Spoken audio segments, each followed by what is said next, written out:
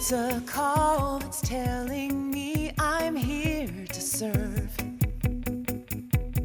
It's a need to make a difference in the world. 24 hours, day or night, these healing hands will make it right. Looking in their eyes, I know that I'm changing lives, changing lives, changing lives for the better,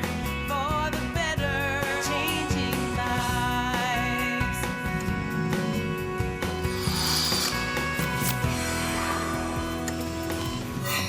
Hello everyone, I'm Grace Sells and welcome back for another edition of Best Docs Network, the show that's featuring some of the best doctors in the Houston area that are really changing people's lives. Let's get today's show started. We're going to hear how Janice was able to correct her breathing problems with help from Dr. C.T. Nguyen.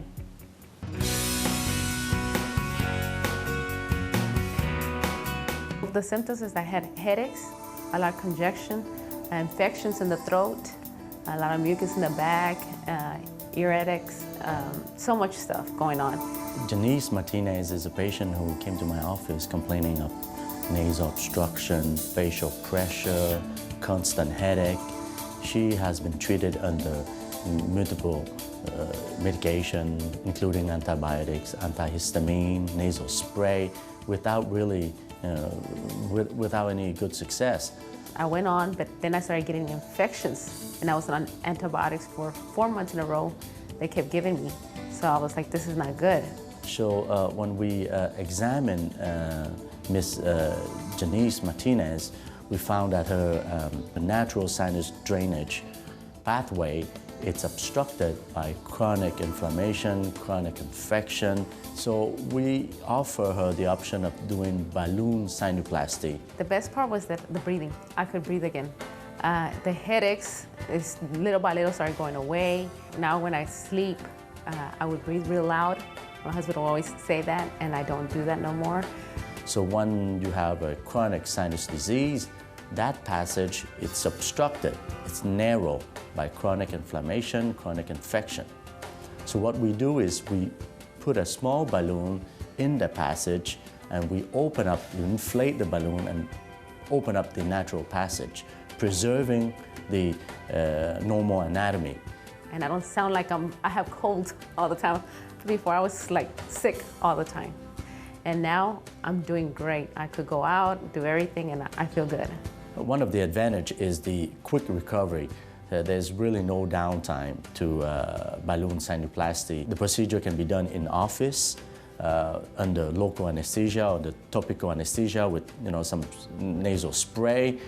There's not really a recovery time for balloon. The patient can go back to her daily activity the next day, and compared to a traditional surgery, which the recovery can last to a week.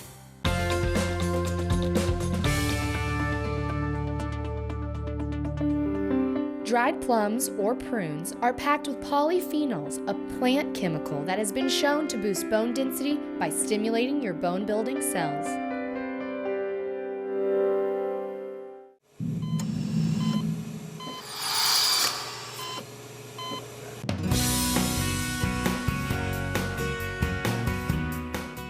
ClariVein is a new procedure. It's been out maybe for a year or so. It is a procedure that is associated with less pain, both during the procedure and post-procedure. Patients that have venous insufficiency that don't have it corrected are going to get worse. The question is, how fast will it get worse and how bad will it ultimately get? And that's dependent on the individual, how much of their problem is hereditary or genetic and how much is occupational. The typical presenting signs and symptoms, which include pain, swelling, restless legs, enlarged refluxing vessels.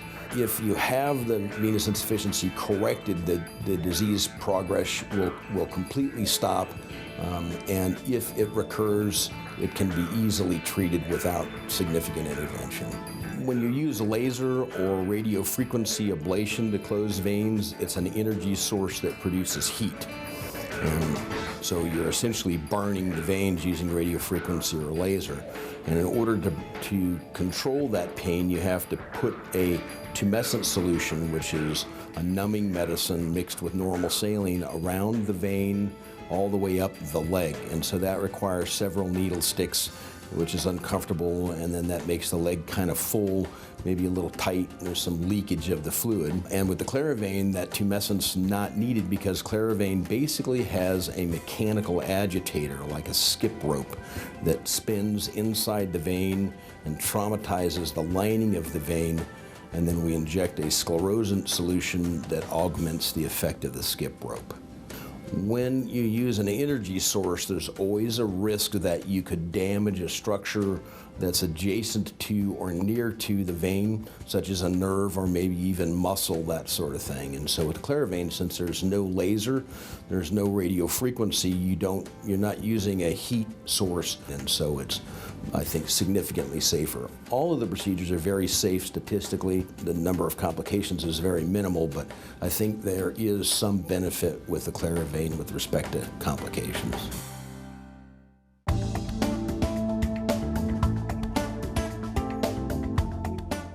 Nathan has a question for Dr. Cliff Thomas. Are my acid reflux symptoms too mild for surgery?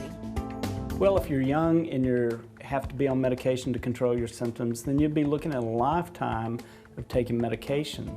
And medications don't fix the underlying problem, which is the reflux, the juices coming up. Even if you take medication, some other juices besides acid are going to come up and potentially cause a problem as well. And potentially that can increase your risk for cancer. So are the symptoms too mild? No. If you're having a look at taking a lifetime of medication that potentially has side effects, a surgery that can fix the problem is a very good option, primarily because it's a very low-risk operation. So everything in surgery is about the risk and the benefits. So the risk is very small, and the benefit of not being on medication for the rest of your life is a pretty good benefit.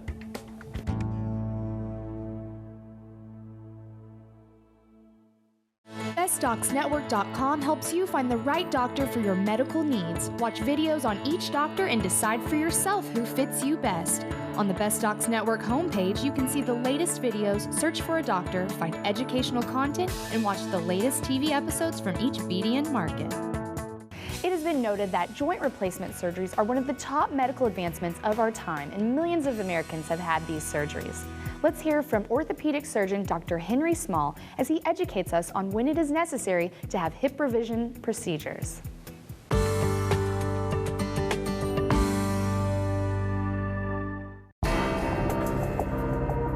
Hip revisions happen for several reasons. The one was they just came loose, and they can come loose just because they were never put in correctly, or sometimes they just come loose. And the second reason is infection.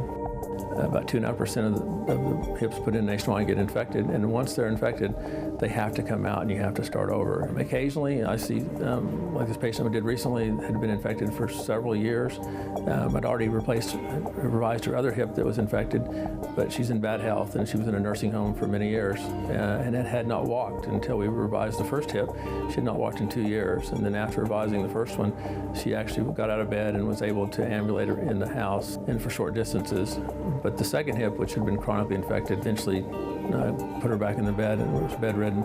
And so we just replaced hers recently. And in this case, her femur was broken in several places. The infection was really bad. I mean, just a very complex 7-hour surgery. But it looks good. 20 years ago, the mortality rate from a hip fracture was around 40% of the people died within the first year. And currently that number is around 10 to 15%. And the difference is fixing it, replacing it more often than trying to fix it, replace it with a new hip, and get out of bed and get back, just get back to activity as soon as we can. I think that hip replacements, for the most part, have just been one of the few miracles of modern science. I mean, you take somebody who's either has arthritis or a broken hip that literally cannot function in life, the pain is so severe, and then do a typical normal hip replacement is an hour surgery. And you can have a hip that's absolutely normal. In fact, 95% of the hips get so good that people forget they had one. And it becomes the normal hip, and they can go on with their life and do everything in the life that they want to do, with extremely few restrictions once they're healed up.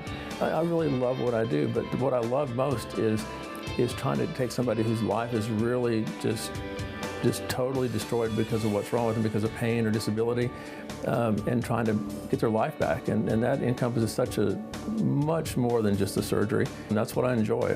It's getting someone's life back.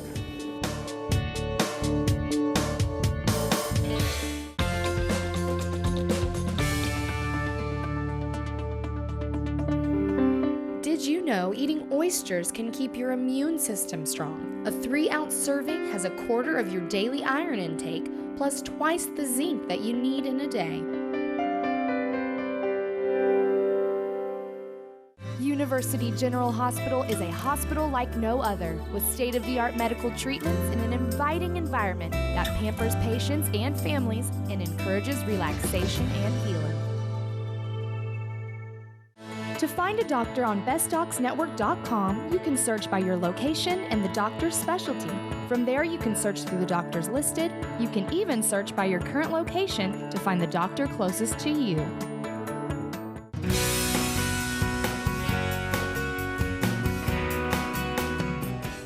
I noticed something wrong in July of 2008.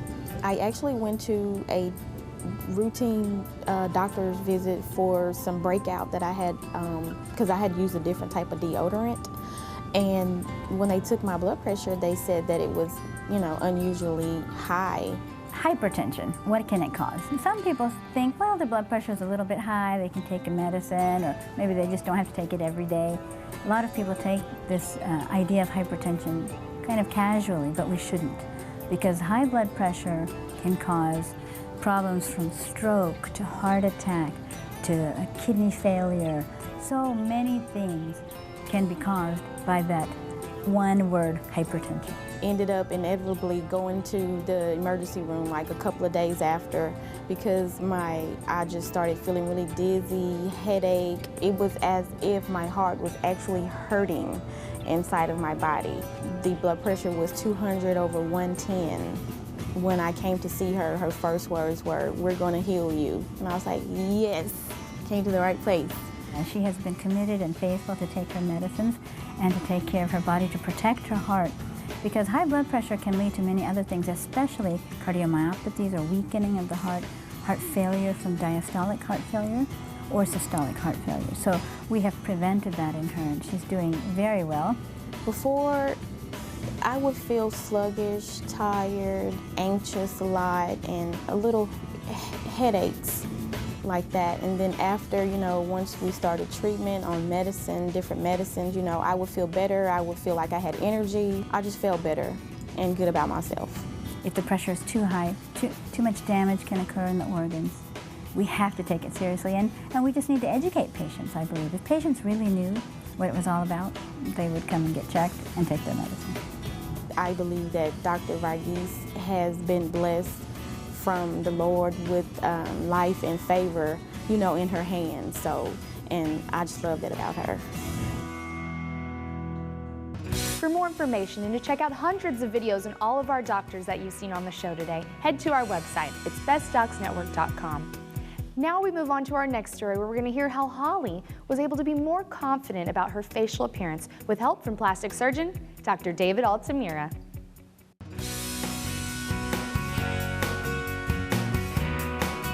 I had kind of a bump up here on the bridge, and the end kind of hung down a little bit. It was a little bit big. And I think a couple times in my life, guys had made comments like, "Oh, our kids would have really big noses." Well, Holly came in with just the thought that had bothered her for a long time, that her nose just didn't match her face. She's an otherwise very attractive young lady, but she'd always had just a large nose that was out of proportion to the rest of her face. I mean, overall, Dr. Altamira made the experience so easy and simple, and I think out of all the doctors that I spoke with, he was the one who made me the most at ease with the process. And he said, you can always do more, but let's do something modest for now, and it's just overall really comfortable.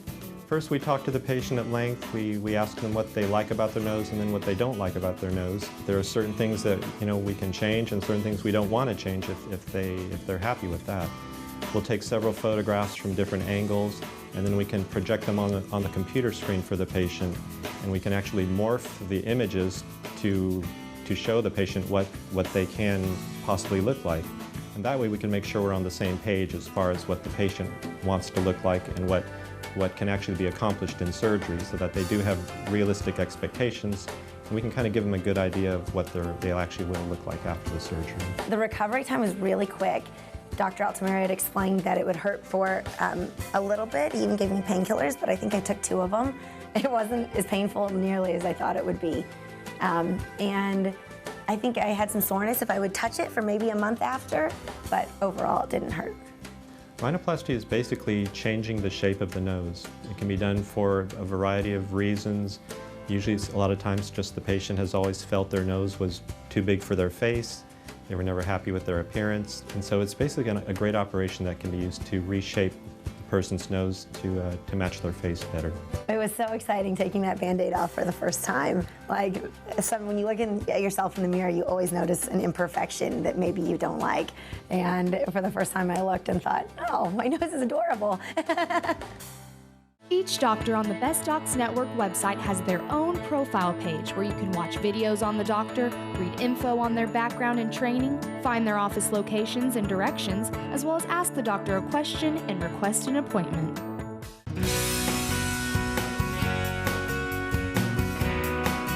Mr. Weber, he basically came in with typical symptoms of plantar fasciitis. It hurts in the morning, or, I can't play golf because I'm just always in pain. And plantar fasciitis, as anyone who's ever had it, it's pretty painful, very, very painful, especially getting up in the morning. And plantar fasciitis is a pain that honestly, in my practice, I probably see 10 to 15 times a day. So typically, someone complains about that first step in the morning when they get down. When you bear weight, okay, your arch actually collapses and your foot gets longer, and this ligament-like structure that's on the bottom of the heel pulls from the heel bone. So when it pulls from the heel bone, you get inflammation.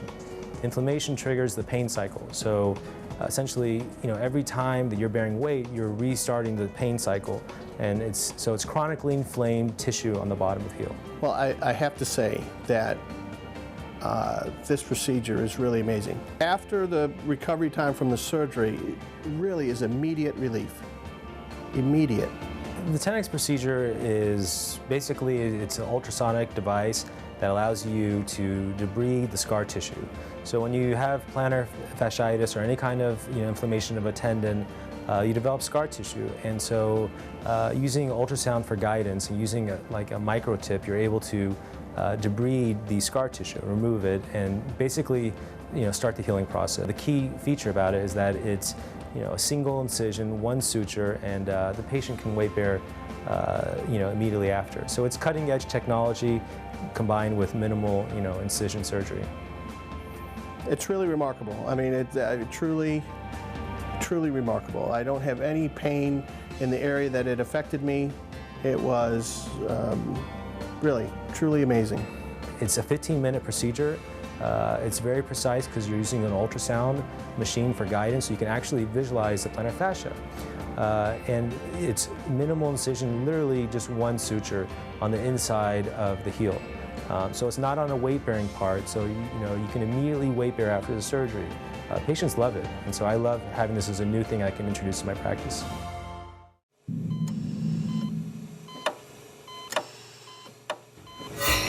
You hear a lot about probiotics nowadays. A lot of people take probiotics. In some cases that's good, in some cases it's not going to help much. Probiotics are microorganisms that people take and it gets in their intestines and populates their colon with the good kind of bacteria, like the lactobacillus, for example.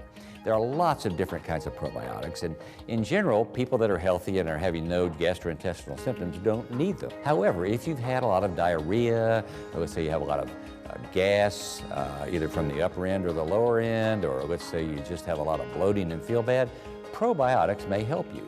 Don't get the expensive brand name stuff over the counter, get the cheap stuff. Yogurt may work sometimes, but generally the probiotics that are over the counter are more concentrated than the yogurt. And it does repopulate your colon with the right bacteria and can help you with everything from gaseousness to diarrhea. That's a crowd pleaser. Go ahead and take it, it might help you.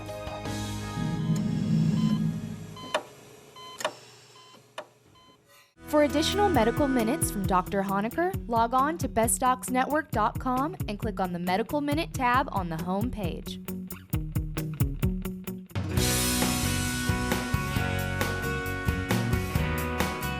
I decided to come see Dr. Marvin because I struggled with weight my entire life.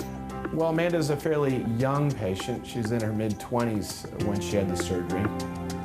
She did meet the National Institute of Health criteria for weight loss, which means that her body mass index was 41.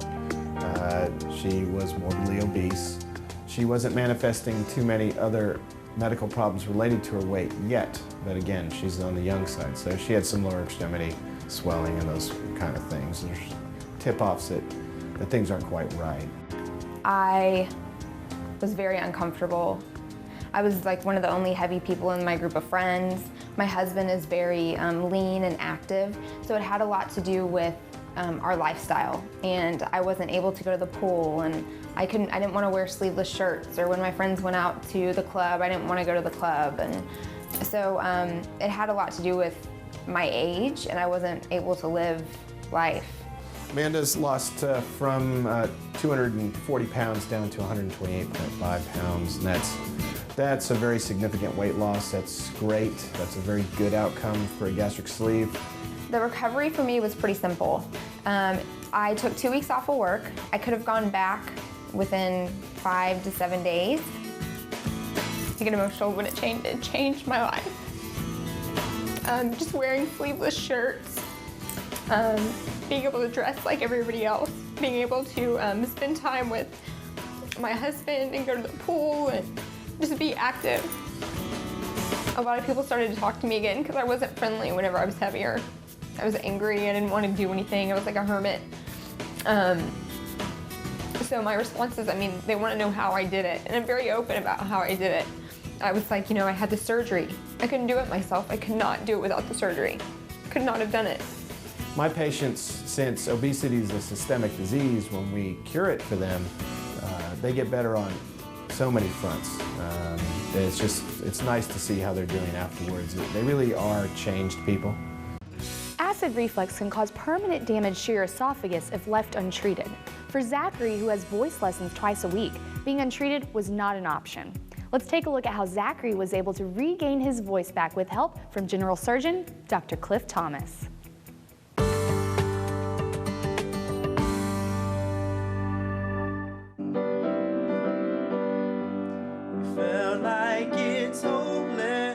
I'm studying music education and I'm studying opera. I have voice lessons twice a week.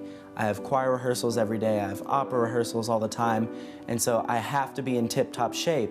And before this surgery, if I sang for more than 30 minutes, I was done. So some people wonder what GERD is. What's going on is the esophagus is tube that goes from the back of the tongue down to the stomach. And at the bottom of the esophagus where it connects the stomach, there's a one-way valve that should let food and juice into your stomach but not let it back up into the esophagus. When it goes back up into the esophagus, it can burn the esophagus and then cause the symptoms like heartburn and coughing, asthma, a lot of symptoms. Acid reflux all day, every day. I would eat, acid reflux. I would not eat, acid reflux. Have a drink of water, and so it was one of those things. I would wake up in the morning with a sore throat. It would affect my singing, like I said. So I've been doing surgery laparoscopically for 22 years for reflux and have excellent results. And what we do is an outpatient procedure. Through very small incisions, we go in there and we reduce the hiatal hernia. So that's basically where there's a little gap in the diaphragm and the stomach's protruding up into the chest. So we pull that down and close that gap in the diaphragm and rebuild that one-way valve. The operation takes less than an hour. People usually go home an hour after surgery. They're usually doing everything within a week. And they're usually getting out of the house in 1 to 2 days after surgery.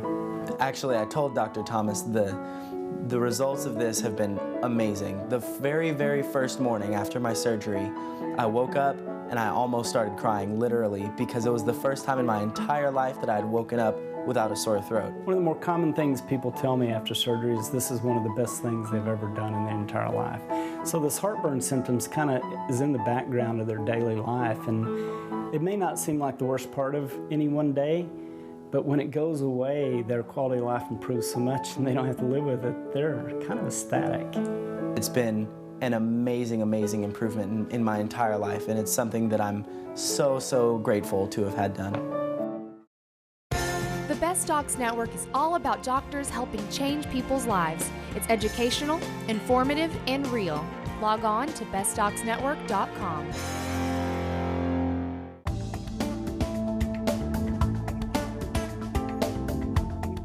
Carla has a question for Dr. Peter Morgan. What are the causes of venous insufficiency? The risk factors or causes of venous insufficiency are, first of all, genetic or hereditary. Patients that have parents or grandparents or aunts or uncles that have large varicose veins are more likely to have disease that is caused by a genetic predisposition for the veins to get larger. The second risk factor is lifestyle issues, including jobs, occupations, or hobbies that result in standing or sitting for long periods of time.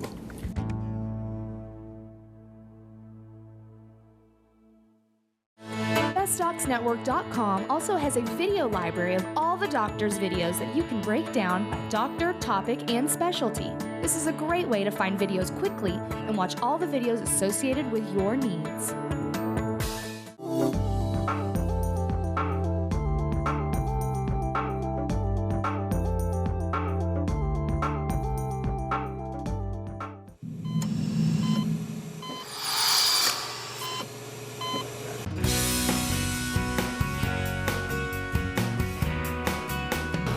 Well, my goal is to give people what they want as much as I can, and usually I can do that. I pretty much have been blessed where there's not very many people that say, I can't help you. In fact, I can't really think of anybody. We try to give them a great smile. We do a lot of things that other dentists have told them, well, no, I can't do anything to help you. And I've actually had dentists who refer patients to me, so I'm very honored by that. We try not to just go in and just do it a cookie cutter type, one size fits all. I try to individualize it for the teeth because I want to be as conservative as I can. I want to do it as comfortably as I can for people, minimal invasion on their tooth structure that's in good shape. So I'm not just trying to talk everybody into doing veneers or doing crowns or whatever. I mean, some people come and want that, and that's fine, but I try to give them options. I try to say, yeah, that is an option, but here's another option, and this might be better for you because ABC. And so we try to work with them and work within their budget and what they can do and what they want to do. What I love about what I do is how it changes people's lives, especially someone who was unhappy with something that had done earlier that came here to get it fixed. Because they're more desperate sometimes than the people who had anything done. They're disappointed, they're hurt, they were wanting something and they didn't get it. And to be able to take someone like that and to show them it's okay, it can be fixed, it can look fantastic, and to take them and to guide them through that and help them achieve what they wanted to achieve originally and fix it for them is really satisfying. It really makes you feel good about what you're trying to do. I had one guy in with his wife, it's like she won't shut up about her teeth, and she's talking to everybody about it. And so I love that. And getting Facebook posts from patients and talking about how I love my dentist and things like that. I mean, that's awesome. There's a lot of satisfaction in that, and I really enjoy that. We saw a lot of wonderful doctors today, but that's going to do it for this episode of Best Docs Network, the show that's featuring some of the best doctors in the Houston area that are really making a difference in people's lives. For more information and to watch all of our videos, head to our website. It's bestdocsnetwork.com. And if you have a question, comment, or a life-changing story, we would love to hear from you. Just send us an email at info@bestdocsnetwork.com. Thank you for tuning in, and I'll see you next week.